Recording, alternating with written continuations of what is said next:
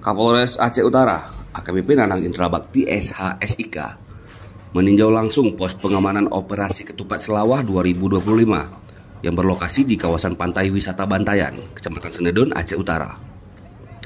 Peninjauan ini dilakukan pada hari libur Idul Fitri 1446 Hijriah, tepatnya pada H+6 Lebaran, di tengah meningkatnya kunjungan masyarakat ke destinasi wisata pantai. Dalam kesempatan tersebut, Kapolres memimpin patroli ke sepanjang kawasan pantai. Ia memberikan imbauan kepada masyarakat agar tetap berhati-hati, terutama saat beraktivitas di area perairan.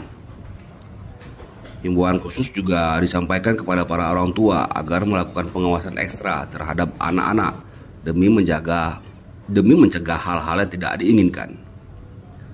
Sebagai informasi, ramainya masyarakat yang memanfaatkan cuti bersama Idul Fitri untuk mengunjungi pantai ini menjadi perhatian khusus pihak kepolisian. Aktivitas yang meningkat di lokasi wisata seperti ini dianggap memiliki potensi bahaya, sehingga kehadiran polisi di sini merupakan bentuk antisipasi dan respons cepat bila terjadi situasi darurat.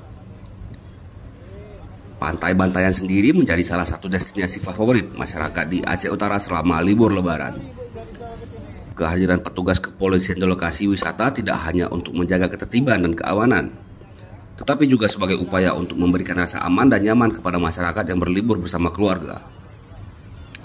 Operasi Ketupat Selawah 2025 sendiri merupakan bagian dari pengamanan nasional selama masa mudik dan arus balik Lebaran, yang melibatkan pengamanan di titik-titik rawan termasuk tempat wisata, terminal, dan jalur lalu lintas padat. Demikian dari lokasi pantai wisata Bantayan di Kecamatan Senedon, Aceh Utara, saya Bribka Nopal melaporkan.